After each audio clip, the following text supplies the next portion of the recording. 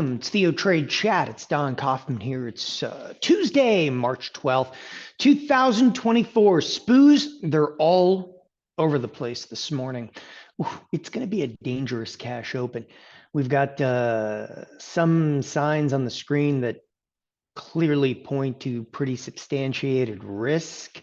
Other signs, of course, you're looking at the S&Ps, you're like, no, they're going to rally. So a little bit of a catch-22 into today's cash open. Let me start with this. So as I was saying, the S&Ps are up almost 20 handles. It's not too far from where we were prior to CPI coming out. So for those of you that maybe didn't wake up ridiculously early, just depends upon, of course, what time zone you're in. But if you like me in Pacific time here, prior to ultimately the CPI coming out, the S&Ps were up here about 15 handle. CPI comes out. By the way, the CPI number, it was hot.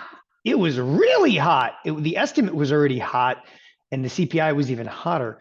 The market dips, it rips, it's been fading, it bid back. And here's the ironic thing. Everybody's paying attention to here, which you shouldn't be. What you should be paying attention to is the bonds are not unchanged. The bonds are actually seeing quite substantial sell side activity. So the bonds were almost a full point higher. They were up really close to about 15 ticks before CPI comes out. The bonds have actually seen some sell side activity. Moreover, there's a huge move underway inside of the US dollar, dollar rallying back. Those might be some signs of risk early on. There's one other aspect in here that kind of bothers me, and it's a really short duration volatility, but the volatility that we should be looking at is this, and we'll talk about this more after the cash open right here. The April volatility contract, it's down, but it's down really, really nominally.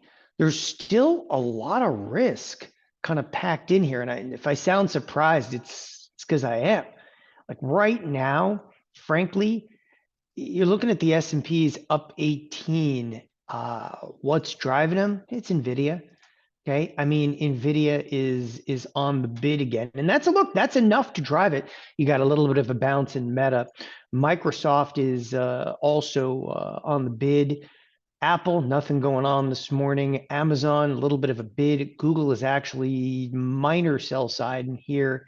As I was showing you, Meta has a decent bid under it, rebounding, almost getting back like half of what it lost yesterday. Tesla even has a very mild bid. But it's three stocks that are running this marketplace. If you take a look around elsewhere, and we're going to come into the cash open here, advanced decline line is going to be incredibly strong. Hold that thought. Just hold that thought. Like, look, there's huge room for movement in the S&Ps this morning. Huge room. What we're going to start with this morning is a wildly positive advanced decline line, massively positive ticks right out of the gate. And as we come into this cash open, though, let the S&Ps fool you. There's still some risk packed in here, especially with the bond market continuing to see some sell side. So as we come into the open, let it play. Just let it play. The S&Ps are up 20. You're going to see some fast two-sided trades start to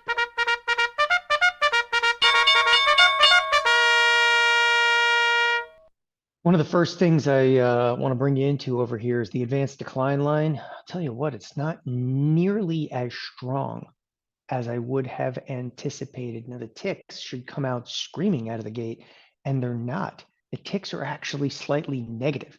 It's, again, it's kind of the opposing of what you would anticipate in here. There's nothing, okay, that's coming out incredibly strong other than Nvidia, which is going to have some very fast two-sided trade in here. Moreover, as I was saying, Meta's got a decent bid back under it. Microsoft up to the tune of about 1% in here. So S&Ps, though, this is enough. All you need is Nvidia and maybe Microsoft, and it's enough to substantiate some gains right out of the gate. I am really surprised though by the advanced decline line and really surprised by the ticks. I mean, basically what you're looking at between ticks and advanced decline line, the S&P is being up 20. It's meaningless because it's literally, it's just, projecting that, all right, Nvidia, it's whatever we do in Nvidia and whatever we do in Microsoft. And Microsoft is, again, a huge gain on the day. 1% in Microsoft means a tremendous amount. Obviously, $3 trillion market cap. That's enough to actually maintain gains inside of Nasdaq early on. I'll tell you, this is one of the toughest reads that we've seen lately. And there's been a lot of just ugly, ugly kind of trading sessions. What makes the market today such a unusual read has everything to do with the amount. And again, I'm just taking ticks and everything off the screen. The amount of movement that's packed into today's trading session. Okay, look, people, make no two ways about this. Doesn't matter what you think about these S&Ps right now. Doesn't matter. Okay, don't even bother looking at them. Don't look at me. I'm hideous.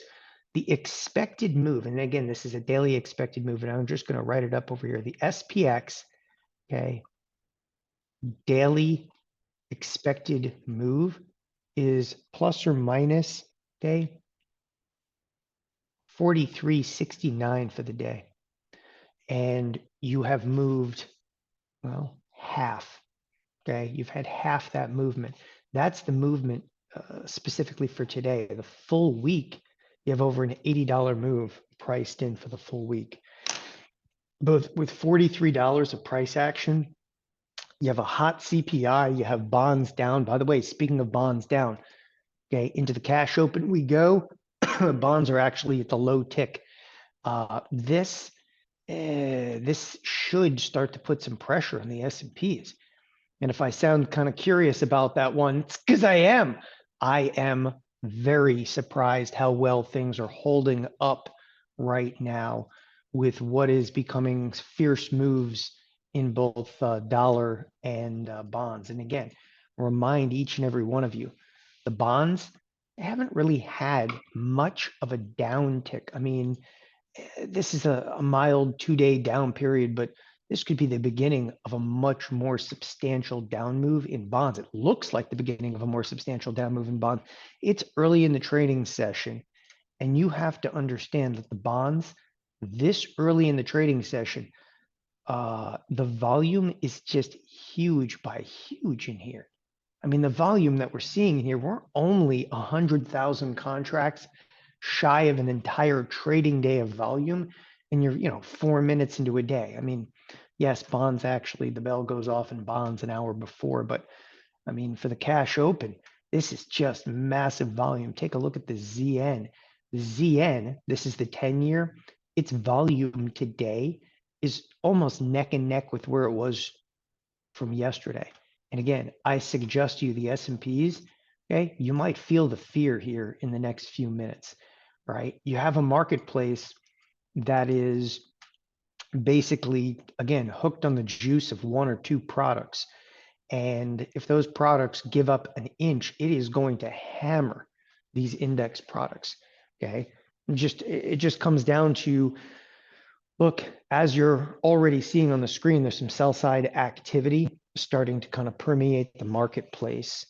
It's all for nothing though, unless Nvidia starts to back off. But if Nvidia, okay, gives up even a few dollars, it's good night Nasdaq.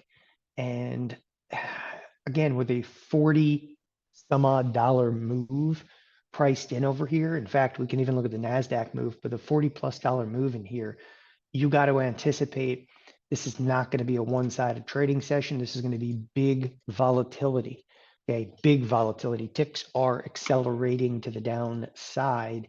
The advanced decline line, I mean, that thing flipped over rather quickly. And here come those S&Ps. Take a look at, I mean, this is not enough market cap to care about anymore in Tesla. Okay, but look how fast this marketplace has slipped up. Moreover, Apple seeing some sell side activity. By the way, Apple coming off of a 2-day bounce. really, there's only one good bounce in there, but off a 2-day bounce, seeing some sell side activity here in early trade. It's right now, okay, it's Microsoft's world. This is what is sustaining. There's nothing else really sustaining other than Microsoft right now and Nvidia. There's selling going on across the board. Caterpillar seeing some sell side activity as well. Okay. Boy, that was a quick move. I'm just going to sit back and let this one actually play for a moment because if you will, this is, and by the way, so you're 6 minutes into a trading session. Okay. There's no entry point in any of this. This is the type of move where, okay, first of all, the S&Ps were up, 20 moments ago. You've had a 13 handle move, 15 handle now move in a matter of a few moments. Let play, just let it happen. These are like, those trading sessions, you kind of got to sit on your hands and not necessarily engage in early trade. Let the marketplace start to substantiate the move. We'll look for entry not only on an intraday basis. Yeah, there might be some intraday trades, but even if you're going to set something up, could be, Ultimate or Catapult, you got to let this thing kind of play out. And the reason I keep reiterating, let it happen, the marketplace right now is for the most part, it's unchanged. I mean, you're just up 20 handles a moment ago, and now we're massively unchanged. But again, there's a reason that I threw on the screen a moment ago, that we have, that's right, $43 of expected move today, okay, with a marketplace that's unchanged. That should be a little bit alarming, okay? Should be a lot of bit alarming, especially with the S&Ps unchanged right now. The Nasdaq, again, holding it together with, and this is actually, I think, pretty shocking. At the Nasdaq almost unchanged, Nvidia is still up almost 2%. Okay, it's not capable of holding the market together. Microsoft is actually a bit under it. I would expect the Nasdaq has a bounce in here, but I don't see it. Again, I would fully anticipate that the Nasdaq has a bounce. All I see is the sell side activity, though, coming from Apple. I don't really see it anywhere else. I mean, a couple stocks drifting a little bit lower in here, but I just don't see the fierce selling coming into the marketplace other than Apple, which is it enough? No. Okay. I mean, again, Apple's now a smaller market cap than is Microsoft. It's a really big bid under Microsoft. We'll see how this plays out. Looking down the list of some of the usual suspects, you're seeing financials now take hits pretty much across the board. Speaking of financials, they've actually reverted back to unchanged on the day. Be mindful of the financials. They haven't had any real significant pullbacks, and we've seen some decent pullbacks inside of the S&Ps. Although this may look, again, just want to quantify, although this may look like a gap higher, it's absolutely not. That's a contract roll.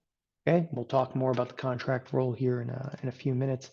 Nevertheless, the biggest pullback we've had was like Friday, the Tuesday before that. There's been quite a bit of two-sided trade, but the financials, and again, I'm pointing out the financials for the express reason, they have not participated in much of the two-sided trade.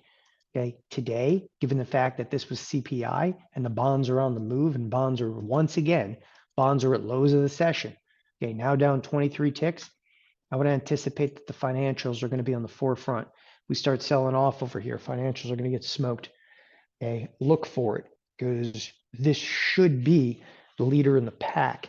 Now, the irony, when the bonds are selling off, that's interest rates going a little bit higher. You're like, financials love interest rates higher, except when they haven't taken a heat in quite some time. Moreover, again, I want to go back to Nvidia for just a second. I know I'm jumping around here pretty rapidly in this first 10 minutes because there's no way to get a handle on this. You want to try to wrap your arms around what's going on in a marketplace. And as I said, even before the cash open, look, you kind of got to strap in, let this marketplace, excuse me, let this marketplace kind of come to you a little bit. but that is a vastly different tone in the S&Ps than we had just 10 minutes ago. Looking into Nvidia, there is no size trading in Nvidia, no size. What that means, okay, contract size in Nvidia, okay, is nominal versus previous trading sessions. I have to tell you, I see Nvidia the same as you do. It's up 18. I also see a huge number of call sellers in here versus call buyers. And I am totally perplexed as to how the stock is still up 19 bucks. Again, you can't even recognize the damage right now into the Nasdaq is quite significant. You just have a Microsoft and Nvidia standing between you and the Nasdaq futures being down like 100 handles. There's real damage being inflicted right now into a number of Nasdaq stocks. You've got again, two of them holding up. A very, very cautionary tale though in here. The number of calls traded at the bid or below, what this is indicative of, okay, traders are clearly selling calls. Now the contract size overall, it's picking up a little bit, but it's still pretty dead versus the last couple of trading sessions. Nevertheless, the number of calls being sold in here is absolutely a standout versus the number of calls being bought. And I look at the underlying and I think to myself, this should, okay, cause selling in Nvidia. All right. And it is causing selling in Nvidia, but it's not enough. And I'm quite perplexed as to how this underlying is holding up. On that note, we got the little bounce inside of the NASDAQ. I think you need to anticipate sellers are coming right now. So hold that thought for just a second as Nvidia is at lows of the session, but this is going to get dangerous in a hurry inside of Nvidia. And again, all I see in here is, it's again, call buyers versus call sellers. There's some call buying now going on, but the number of call sellers is still far outpacing. And you have to understand very, very simple logic. When you sell calls, it causes the stock to go down. It causes selling in the stock itself. The hedging activity causes selling in the stock itself. So as I'm saying it, the stock has actually dropped by about what, $7? Here we go. There it is. All right. So as I said, totally perplexed by the order flow in here. Well, not so perplexed anymore. Now you're starting to see the selling bleed through. And that's the only thing that's really holding on right now to NASDAQ. Okay, crazy as it may sound, you could be in a NASDAQ that's down 100 handles, half hour from now. It's just based on whether Nvidia is going to hold up. Everything else is either flat or taking hits across the board. By the way, you can see Meta. Meta has already pulled back substantially. Moreover, just real briefly, Meta, big sell side activity yesterday, trying to bounce today. There's early slippage in here. These expected moves are not accurate, unfortunately.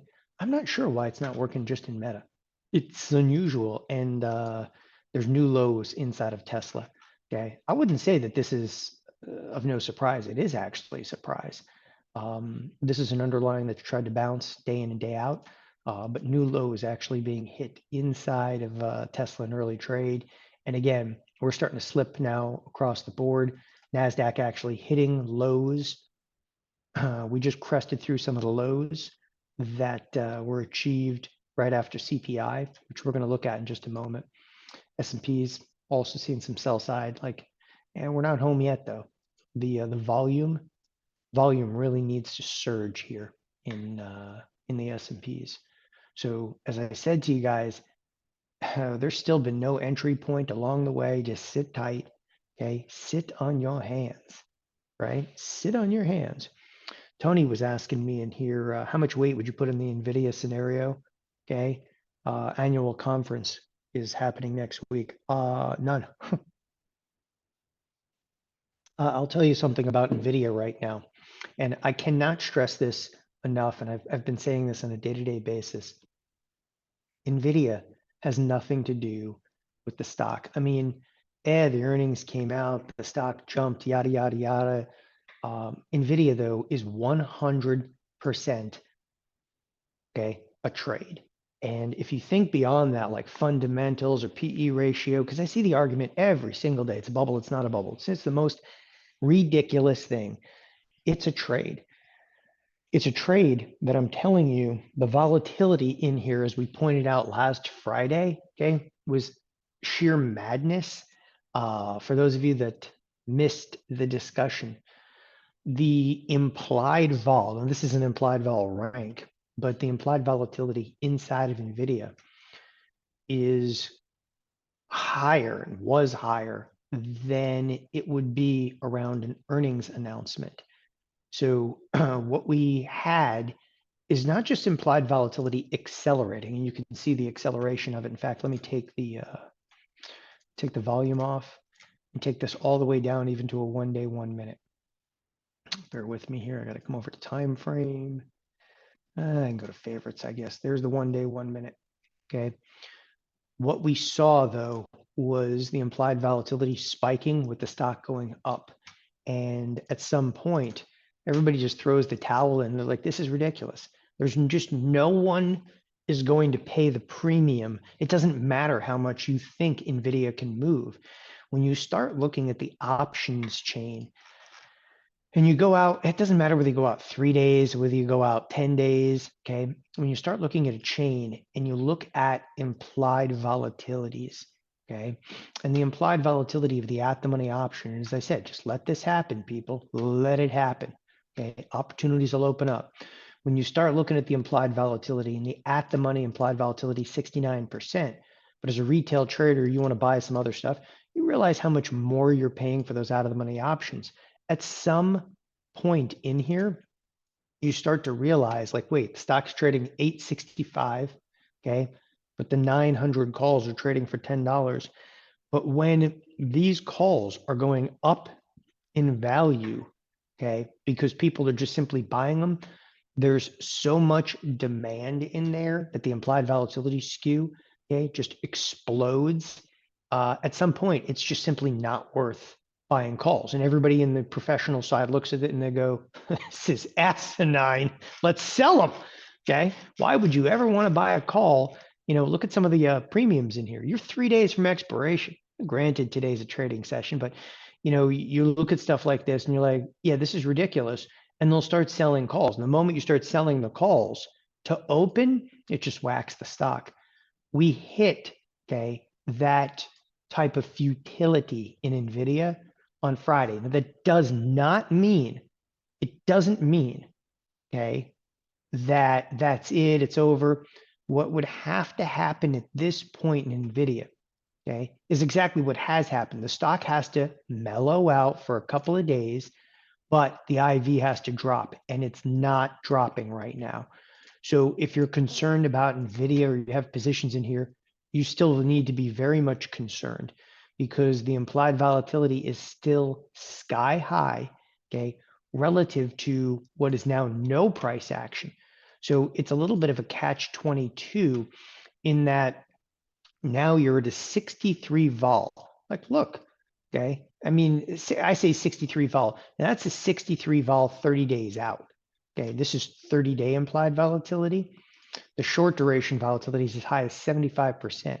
So you're in this situation where if you're buying options, you're paying a fortune for them. And that's whatever, if the stock can move, who cares? Pay it for it. But it's not moving in the last 2 trading sessions. And the moment that that volatility dries up, okay, and they're charging this huge premium, traders are going to come in once again and they're going to start to sell the option premium, which should drop the implied volatility. We have not seen that, but when they start selling the options, okay, they're going to rock the stock. It doesn't matter what you think. They're going to sell calls, okay? They'll turn around, possibly, sell boatloads of calls, and it should rock this stock again. The implied volatility, though, in my opinion, has to drop and drop quite substantially for Nvidia to continue any type of meteoric rise. And the trade itself, this is where people, well, news could come out, it could change, but it can't. I don't care if news comes out, because if news comes out and the stock starts to rally again and the implied volatility is already here, it's going to take back off. It's going to be record implied volatility. No one will want to buy, okay, calls in Nvidia. There is no one buying the damn stock. The only one buying the stock is the market maker to hedge his or her positions. That's it. And in doing so, yes, buying stock moves it up, but they're not holding the stock. And that's the biggest misnomer in Nvidia and the biggest misnomer in most of the tech stocks. Okay. Think about this. It's a way to buy stock, to sell it at the end of the week, but you're not selling it in the open market. You're selling it because you're selling calls, right? So if I'm a trader and we're here in Nvidia, it's actually a pretty good explanation I could do in here, but I'm a trader, okay, and I'm a market maker. And as a market maker, I'll buy and sell anything. But throughout the course of the week, okay, I sell 825 calls. If I sell the 825 calls, doesn't matter what premium. If I sell 825 calls, what does that do? Okay, obligates me to give somebody stock at 825. Okay, and I sold, for instance, 1,000 of these calls. Okay, I can be long umpteen amounts of stock as long as those 825 calls end up in the money. All that stock gets called away. Okay, I'm short all of these calls. I'm short those calls. So all the stock that I'm long is going to get called away. It's a way to actually sell stock in the open marketplace without selling it in the open marketplace. I mean, you're just basically selling, tens of thousands or even millions of shares of stock, just having it called away. Okay, things are kind of mellowing out, maybe a little bit over here, but not so much in the front of volume. And again, this is one of these trading sessions. As I say, you kind of got to let it play out a little bit, because nothing good this early on is going to come out of you jumping, okay, in the middle of basically traffic. I mean, this is like, playing Frogger, and it's a game you're not going to win, because order flow is clearly completely and totally indecisive in here. Apple saw some sell side activity. As soon as its sell side activity, okay, stopped, so goes the marketplace. You're on a little bit of a bounce right now, but I wouldn't read too deeply into that bounce. And that's because other sectors kind of flattened out. Financials are not doing anything. The energy sector had a little bit of a bounce back with the rest of the marketplace. Okay. There's no great read though on what's going on right now. Implied volatility, by the way, implied volatility, it's down, but it should be down. Why? You just had a major announcement come out.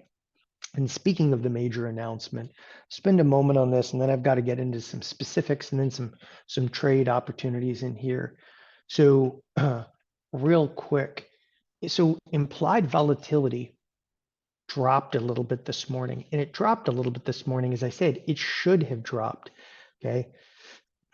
So CPI came out. You guys know, like, I'm not big into numbers, but CPI came in at 3.2%.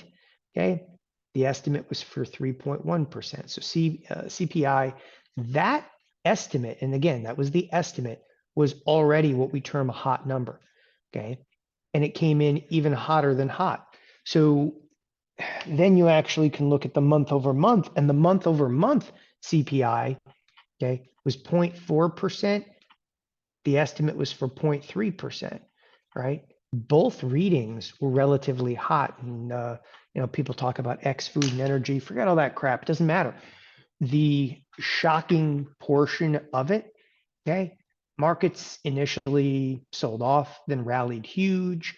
Okay, we faded, we've laughed, we've cried. We look like right now, though, we have a strong bid back under us. Okay, this is a marketplace that is just, it's all over the place. You look at it and you're like, it's impervious to everything. It is until it isn't, but this is a trading day where, again, I'm going to tell you right now, indecision is basically everywhere. If the bonds maybe break new lows, it could flip these S&Ps right back over, right? if you have dollar cooled off in the last, look, dollar cooled off in the last like 10 minutes. That's your rally right now. Both dollar and bonds. As I told you guys this morning, absolutely instrumental inside of trade today. There's going to be dollar and bonds, and they are playing a really significant role. We have a number of tech stocks that are literally, okay, holding both S&Ps and Nasdaq together. As I said, like Nvidia, expected sell side activity in there, we got it. But order flow changes. Okay, order flow changes. There's just no question though. There's still more call selling going on in here than call buying. This is not the hallmark of a stock that should be up nearly 2%. Okay, this one, it's not just a big question mark. I think you got to be a little bit concerned in Nvidia today that this thing is going to continue. If it rallies, it'll turn around and dip again. And there's going to be some wild price action though, once again in Nvidia. After yesterday, I think it was a relatively quiet day in Nvidia. Okay, just kind of moderated. Today is going to stand in big time contrast. Expect this thing to flip over a multitude of times today. And don't take my word for it. Look at some of the order flow. There is more call selling going on. Okay, not by a wide margin, but enough such that, you know, you got to look at this and shake your head and go, how the hell's the stock up 2%? Hedging activity is hedging activity, and hedging activity is what drives markets to move. So you should see this stock flip back over. I don't know how significantly. When I say flip back over, there should be some more sell side activity here in the next couple of moments. Okay. How far is it going to pull back? It's real tough. Okay. Really tough to handicap that. Anyway, Kelly was saying something about CPI being hot. Yeah, no, CPI being hot is inflation's making a comeback. It's whether you want to admit that or not, and whether the Fed wants to admit that inflation's making a comeback. The numbers, you know, they don't lie. Maybe we're lied to about the numbers, but look, the inflation is making a comeback right now. There's no question about it. It's, you know, it's right in front of us. And there's a lot of different, so we're all kind of clear. There's a lot of different numbers associated with CPI. Okay, so there's CPI, there's core CPI, and then they actually extract food and energy, a bunch of crap. But everything that you see, like 3.2% versus 3.1%, the higher the number, the more we're going through. Like, look, the bottom line of CPI, the very bottom line of CPI, okay, as the S&P is back up 20. The bottom line with CPI, the Fed wants this at 2%, period. The Fed wants it to 2%. Is it at 2%? No, not even close. And now it's starting to accelerate back higher, right? What does that mean for you? Well, first of all, it means like, I don't think you're going to see interest rates come off anytime soon. Let's go look at what the market says about that. When it comes to interest rates, and then I'll cruise back in here. When it comes to interest rates, first of all, I have to refresh this. First of all, let's look at the March meeting. For those of you that have never seen this, this is the Chicago Mercantile Exchange. Okay, this is CME Group, and what you're looking at is their Fed Watch tool. What the Fed Watch tool does, okay, is and again, I'll give you a little bit of an explanation of this, and we'll kind of move on from there because we've dealt with this a lot. Okay, what the Fed Watch tool does, first and foremost, this is a meeting date. There is a Fed meeting, okay, coming up March 20th. Okay, great. So there's a Fed meeting March 20th.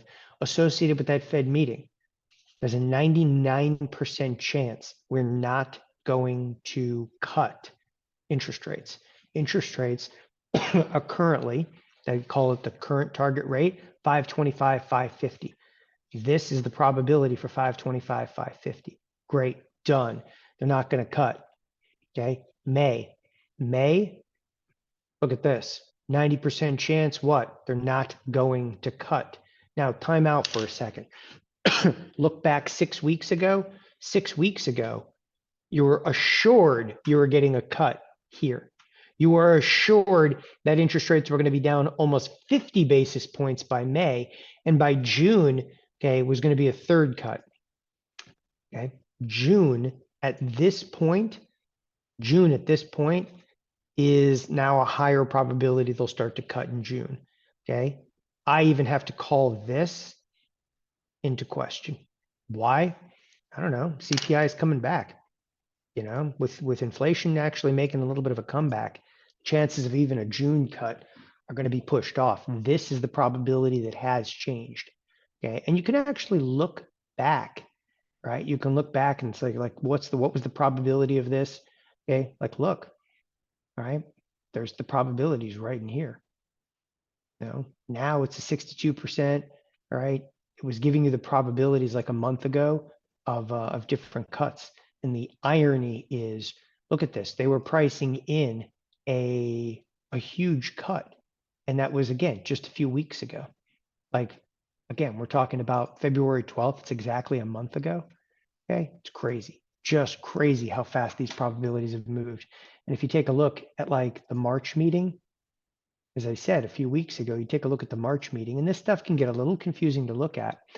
Okay, the March meeting though, a few weeks ago, there was still, you know, probability of a cut being in here. It's just, again, the Fed fund futures have never been more like off than they presently are. Never. Okay, you're seeing a little bit of a history made. Moreover, this is a marketplace that this is why, you know, this morning, look, I don't mind saying this after 20 something years. Okay, this is not something that I want to jump in like willingly and engage into. Like, but it's moving so much. Yeah, without rhyme nor reason, we sold off, we rallied, we sold off, we rallied, we sold off big, we rallied, and don't worry, just wait, there's more. Be mindful of though, the S&Ps are up 20, okay? Remember, they're expected to move 43. And when I say that they're expected to move 43, look, there's one thing about this marketplace that you should trust. That number ain't going to disappoint. If they say they're going to move 43 bucks, you damn well better believe they're going to be moving throughout the course of today. That is one of the things that's keeping my hands right now in my pockets, okay, sitting on my hands, which basically means I kind of want to let this play out a little bit more. And I can't stress to you enough. I'm looking around the screen at some of the usual suspects. I mean, Microsoft is taking off to the upside. It's up 1.3%. It's the biggest market cap. It still doesn't seem to be able to stabilize this marketplace. Meta is up 2%. It still doesn't seem to be able to stabilize it. Then we come to Nvidia.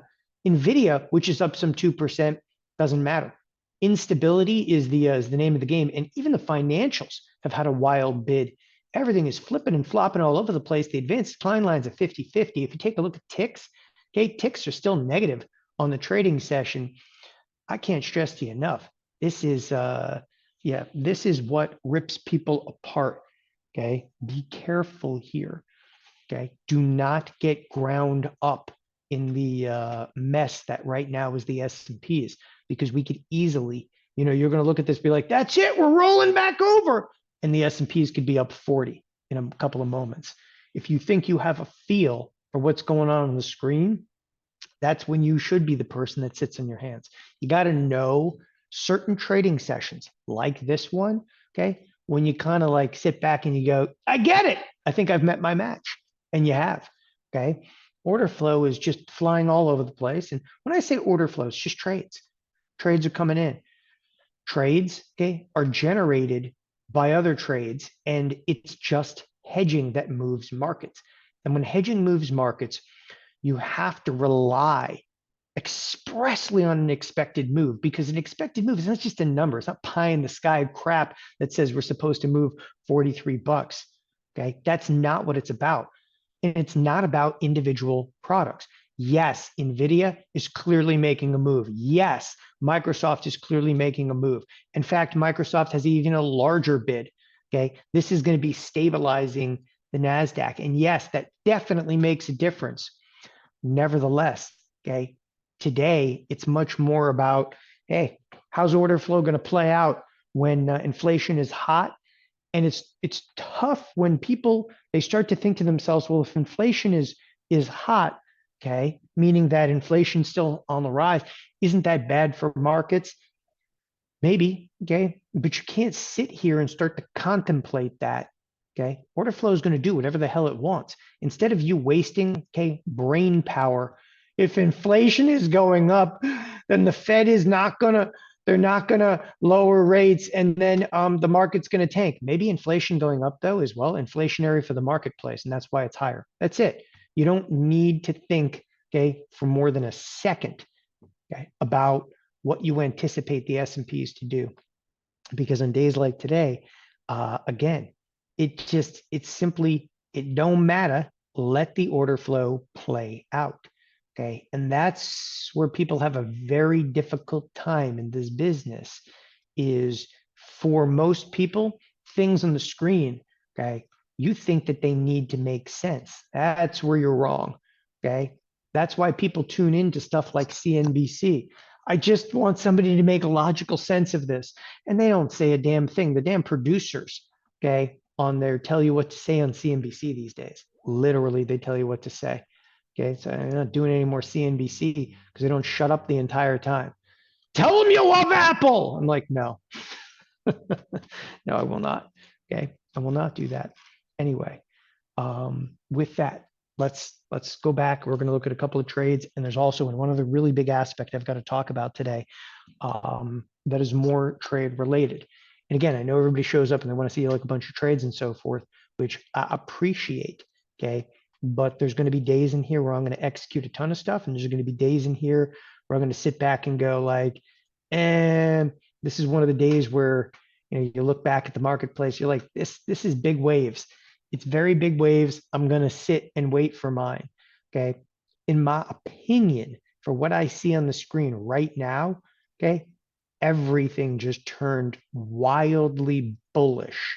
And again, in my opinion, and what I see in the tape right here, right now, wildly bullish. What changed? Okay. The bonds completely mellowed out. They're not playing a critical role right now in the S&Ps. The dollar completely mellowed out. Now that could change. It could change, and the dollar could spurt higher. I don't see it right now.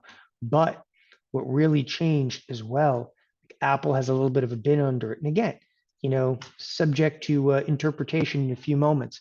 But Microsoft is having a breakaway trading session right now. This is definitely caught in the middle of a gamma squeeze. Okay. And these, again, this is where you try to handicap how far is it going to go. It doesn't matter. As long as it's up, 670 on the day, S&Ps and Nasdaq can't fall. It cannot fall. And right now in Microsoft, there is heavy amounts of call buying going on. This is what I was looking for inside of Nvidia that I didn't see in Nvidia. Okay. Nvidia now, oh, here you go. They're the call buyers. They're coming out of the woodwork now. Heavy call buying going on in Nvidia. That is total in contrast to what we saw a few moments ago. Okay. I think for Nvidia, though, the question will loom as to the implied volatility and whether Nvidia can hold it together. Because if the implied volatility continues to go up in here, you're going to hit critical mass again. And by the way, I can see the implied volatility elevated for next week. Okay. See, that's all that anything means these days is stop interpreting what you think news is going to be. Start looking at implied vol. Implied vol is just like, hey, it's just saying like next week's going to be crazy in Nvidia. If it's not crazy enough, almost $100 of expected move. Okay, but let this tape play out a little bit. With that move being so substantial at $43, got to be careful. Okay, I'm going to look at just a handful of stocks this morning. Okay, and then we're going to jump right back into talk about some rolls. Costco, bid back under it. Okay, there's a bid back under Costco. This is the first, in what could possibly be an attempt to bounce following their earnings announcements. You see it as much as I do on the screen. Nothing more than just that. Okay, what would be interesting to see is if Costco can actually hold this bounce. Okay, I suggest to you that some selling will be rather persistent in here as this day progresses. In a situation, Okay. And I like to talk about sometimes a little bit of psychology in here. In a situation, there's been a wild run up. Everybody looks at this, they go, doesn't matter, the earnings are going to be better. Then there's a fairly precipitous drop. On the first bounce back, people like to sell into this. No one wants to sell. Okay. By the way, there's, one reason to buy and about 5 billion reasons to sell. The reason to buy is you think it's going up, but the reason to sell is this huge and precipitous sell off. No one wants to sell, okay, in the midst of sell side activity. It's only when they have to sell do they do it. But on that first bounce, mark my words, they're going to come back in and they're going to sell, okay, Costco. Doesn't mean it's necessarily going to close down today, but there'll be some sellers in Costco. Trust me when I tell you, people are always waiting for the first bounce after big sell side activity. Moving down the list, Boeing. This chicken is done for the time being. Broke through the 200 level, right? In the last 3 trading sessions, there's more and rather horrendous news today. That news is actually playing out in the entire airline sector, okay? This is Southwest, a very significant 14% move to the downside, okay? Airlines, anybody flying Boeing right now, they're getting hammered, right? They are getting hammered along with this. Now, American Airlines, you're like, it's not getting hammered. It already saw it. It already took the hit up front. Okay. These are huge moves in a short period of time. Okay. We'll bring up United. Okay. United, not necessarily as reliant. Okay. On one aircraft, down about 3%. Take a look. Some of the smaller airlines, even JetBlue, okay, down about 2%. Already took a couple of hits though in here. If you're looking at JetBlue, and the reason I'm bringing up JetBlue is been, okay, a somewhat of a takeover candidate. Either they're going to buy somebody, somebody's going to buy them. Keeps a premium under the product, at least at this point in time. So, but airlines taking a pretty substantial hit. Okay, I like that one. United, we fall. Oh man, that's not what you want to hear out of your airlines. Okay. It was just like a wheel that fell off. It could have happened to anybody. It's like every single day. It was like Friday, Saturday, Sunday. There was something that happened with a flight. And I was like, okay, glad I don't have to fly to the end of the May. End of May, I think, is the next time I'm flying. I'm kind of glad I don't really need to go anywhere right now. Nor do I want to. Okay. I would just be apprised of a situation though in here where the stock, and again, I want to zoom out for a second, even on a 5-year. Boeing is something that I have traded substantially. Okay, more so than most of the products on the screen. Like I've traded this thing substantially. One thing I'm going to tell you about it, first of all, I don't believe that this, is anything other, okay, than a short-term kind of reactionary low. I don't think it holds any weight. Breaking through the 200 level is absolutely critical. Do not be surprised, okay, if this goes into free fall for the time being. Do not be surprised if Boeing has to completely restructure themselves. What I am trying to imply over here is quite simply, this could get a hell of a lot worse before it gets better. Now, my trading in here is not based on news, okay? And my idea is not based on any of it. What my idea is based on is right here. It's the implied volatility ranking. And what should make you very nervous if you're in here, okay? I'm going to bring up like a 5-year. I guess I can't bring up a 5-year. 3-year? There we go. What should make you extraordinarily nervous if you're long in Boeing? And again, I like to talk about individual stocks when I see a lot of risk. Okay, the sell side activity over here is definitely being met with a spike in volatility. Unquestionably, there's a spike in volatility, rightfully so. But you're basically, okay, 50th percentile. You're not even halfway home to extreme volatility. That lends itself, it doesn't say we're going to sell off. It lends itself, though, to the possibilities of much more substantiated sell side activity to kind of permeate into Boeing. All right, enough said on that front. I'm not going to tell you like I know anything about Boeing internally or fundamentals of Boeing. And quite frankly, I just don't give a damn. But one thing, okay, that you can learn by looking at implied volatility, maybe a little volume, capitulation. Okay, what does capitulation look like? Just to give you an idea. Okay, here's some pretty wild sell side activity. Now, this was based on similar risk that Boeing was going through some serious crap beginning of the year. Look at the volume spiking, yada, yada, yada. Stock finally kind of bottomed out a little bit, much higher implied volatility. Look at what we're currently in. Okay, from a volume perspective, oh crap, we're nowhere near capitulation in there. Moreover, if you take a look at this again from an implied volatility perspective, your implied volatility, okay, isn't raging like it was right back here. Your implied volatility, okay, is just like shell shocked at this point. That's why I'm telling you, be really careful inside of Boeing from an implied volatility perspective, okay, is not this is not a positive. That IV, you want to see it really ripping for stocks to capitulate. You want to see volume taking off. So strictly, okay, remove yourself from whatever you might think about Boeing. Even if you own the stock, remove yourself from it. Look at implied volatility, look at volume, try to be objective on that front. And it's a rough ride. Okay, next on the docket, back over to bonds here briefly. Okay, as I was saying, so long as the bonds have kind of mellowed out, I think it opens the door for the S&Ps, okay, to rally back up, which they have. I mean, you realize this morning we started up here, we sold off all the way back to unchanged, right back to where trading session started. Okay, you're ready to call this bullish in the screen. Well, as I said, Nvidia, okay, incredibly bullish, and Microsoft's incredibly bullish, both of which have stopped cold in their tracks. Meta's actually involved today to the upside. These are predominantly bounces, but I'm going to say this again. The S&Ps, okay, this is some really funky trade today, right? It's fast. It feels disconnected. Okay. When I call like trading sessions like broken and disconnected, it just basically means like minute to minute.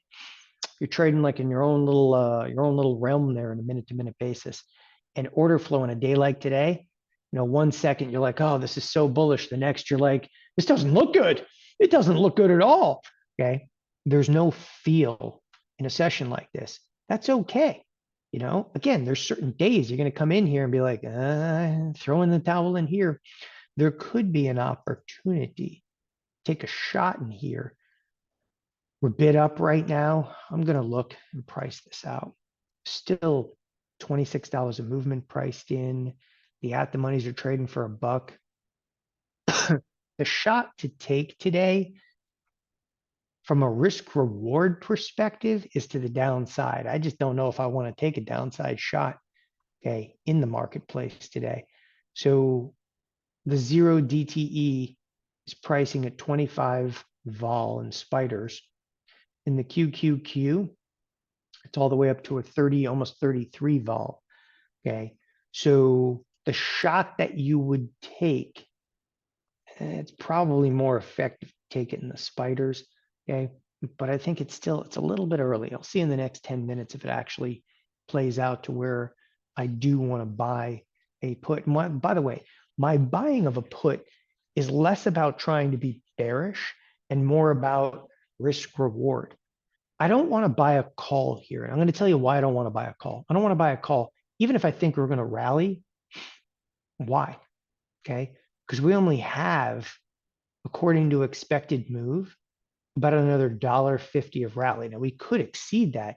There's only about another $1.50 of rally left in us. Okay. Do I really want to pay $1 for a 50 delta when we're only going to rally another $1.50? Remember, expected move in the spiders is about $4. Okay, it's about 43 in the SPX, which equals $4 here. That's only another $1.50 to the upside. That doesn't look good. And this is where people, again, they get much more infatuated in trading, okay, with what they think is going to happen. I don't really care what you think is going to happen. Okay, what you think is going to happen, right, Who cares? I'm looking at the same tape you are. Okay. I can tell you right now, those bonds kind of bullish. They've rallied back up a little bit, and the financials have rallied back up a little bit, and Microsoft is strong as can be, and Nvidia is still holding it together. So why would you ever want to take a bearish trade in here? And the answer comes by way of like, I think that the risk reward is good, because if we do sell back off at some point today, sell off could be substantial. It's a $40 expected move. We're only up, 250. So there could be really big selling. But when I say I think it's early, got to kind of let this play out, because right now the market's leaning towards going to the one standard deviation move to the upside. That basically implies, like, if you look at this from a standard distribution, okay, the spiders today are poised to move up $4 or down $4. Okay, and again, when I say don't take my word for this, that's when I say it's preordained, right? Look at the March 12th. It's $4 and like almost 93 cents, almost a $5 expected move. Okay. But taking a quick glance at it, I'm basing this on SPX, which I think is much more accurate. There's a $4 move. We're already up 250. So where are we right now? It kind of like up there in the distribution. I don't want to get bullish, because if we do move to expected, that trade sucks. Okay. That I'm sorry, but that trade sucks. I made money. You made money, but you had way too much risk. That's where people lose money in this business, is because it doesn't matter whether I made money. You know what? People sometimes go to Vegas, okay, and they put money down and they make money, but you keep going back to Vegas and you lose money. And there's always the guy that sits next to you on the Southwest flight that tells you, I got a system. I'm like, yeah, that's why they build billion-dollar casinos in the middle of the damn desert. Okay. Because you sitting next to me on a Southwest flight, I know you got a system. Anyway, okay, if you're going to take a trade on an intraday basis, not trying to book a couple handles. I mean, it's very different. Like, if Corey Rosenblum were to trade this, or Tony Rago, but if I'm actually going to take an intraday trade, I got to have room. Like, I got to look at this and say, if I'm going to pay $1.20 for that little monkey, that $1.20 better be able to turn into at least $4, or I'm not doing the trade. Okay. As I said to you, though, we're already leaning to the upside. Okay. It's a much higher probability at this point that we're up 4. Now, if we were up $4, then it might make more sense to take that trade. So what I might do is be mindful of the time. First of all, I do have to turn it over to Jeff Bierman in about 7-8 minutes. But what I might do is just kind of sit here, let this thing rally another 10 points, and then take the trade. Speaking of take the trade, let's cruise back over to the SPX just briefly. Okay. And the SPX, the mother of all products, what are we looking like on the week right now? So this is the SPX. Okay. The lines on your screen. This is the upper edge of an expected move, the lower edge. This is plus or minus about $82. Where are we right now? We're right here. I mean, where is right there? It's nowhere. Okay. This is a slop fest, if ever there was, in terms of the week. Like the movement in here, this could be a lot bigger. So everybody just calm down. Another $10 move to the upside just takes us right there to 51.60. That would be the expected move for today. Okay. And we're close to it. And we're open right now to the upside. And the bonds have rallied. As I said, everything's bullish, bullish, bullish. And you go, well, how come you're not getting, on the bullish side of trade? Because the risk reward is horrendous for what you're paying. Like if you look at SPX options and look at spider options, okay, it's not just expensive. Like you can't pay $1 right now for the 515s when we're not even really priced to go that far. Does that make sense to everybody? Okay. I mean, there's times where, again, I look at trade and I go, yeah, that's, whoa, we're bullish, we're bullish, we're bullish. But that trade doesn't pay on an intraday basis. Okay, last thing I have to cover, okay, and I do have to cover this. We are in the middle of the roll, and today is already Tuesday. This Friday morning is triple witching. And triple witching, and Friday all day is triple witching, but on Friday morning, SPX AM settlements come off the board, meaning the SPX, which is kind of the mother of all products. And if you look at like the open interest in here, I'll show you volume and open interest. Like, you want to see some open interest? That's 70,000 contracts, the 5150s. Okay. Makes sense that there's a lot of open interest there, though, because it's a big round number. If you look at the 5100s, okay, don't let this fool you. Let me just knock down the number of strikes in here. Don't let this fool you. If you look at big round numbers like 5100, there's going to be huge open interest wherever there's big round numbers.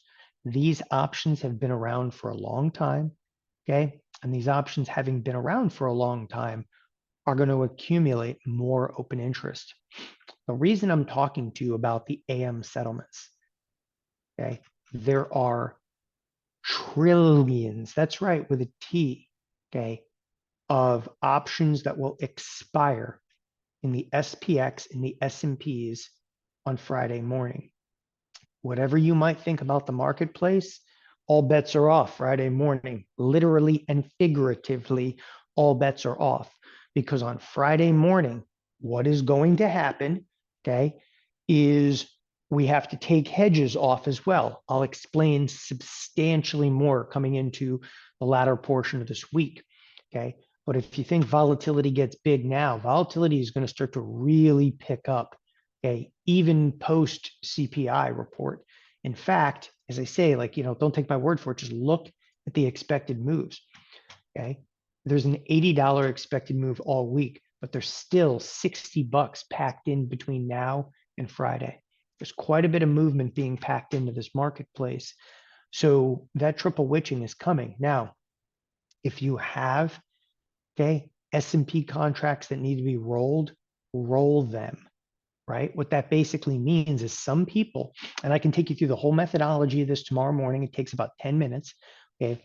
There's some people, though, that are in like a March, June, okay, or in March and they want to roll to June. I'm talking about the actual underlying futures contract. Okay. You must roll. And if you don't roll, your futures contract will just expire to cash. It's not the end of the world. It is what it is. Okay. Just, take the warning over there, roll them if you got them. Otherwise, they're just going to settle to cash. What is so imperative about the roll is that you actually roll, okay, the contract together, meaning that you sell one, buy one, or buy one, sell one. That the roll is done as a package is absolutely critical on any decent trading platform, okay? When you roll, you just right click, okay, and go create rolling order, right? You can create a rolling order. And that's one of the most critical aspects, okay, of being able to successfully roll, create the rolling order in there. S&Ps this morning, okay, we're coming right up, all right, right up to almost that expected move on a daily basis. In the SPX, okay, there's no if, and, or but about this. As of last night in the SPX, and I'll show it to you, the expected move is right here. It's $43.68.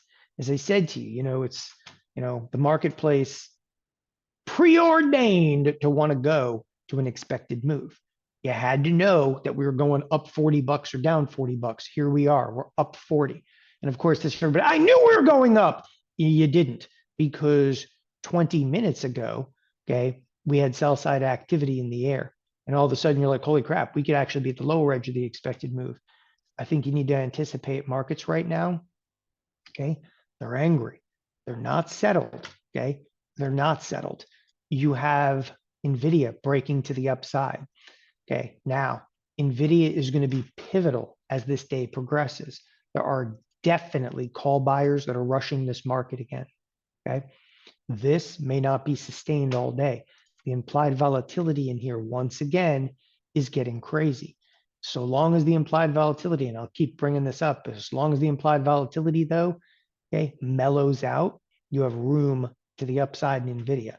Microsoft, okay, Microsoft has also got a strong bid back under it. Microsoft is just as fierce today as is Nvidia, okay? Even Apple has come back from what we thought was dead, earlier today. I mean, even Tesla was down, $5. and that's got a bid back under it. So monsters of tech, okay, predominantly leading this rally. The day, it's not over, okay?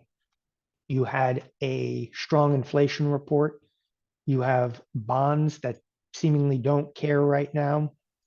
The dollar has backed off again, and volatility is finally dropping. Nevertheless, as I was saying about being up 40 handles, this right here is where markets could start to mellow out, right? And we'll see if volume starts to drop. The volume is alarmingly large for a rally right now. Okay. Now we are in uncharted territory in the S&Ps, which definitely adds volume. But again, I cannot stress this enough. That volume is alarmingly large, which could imply, okay, a runaway freight train at this point.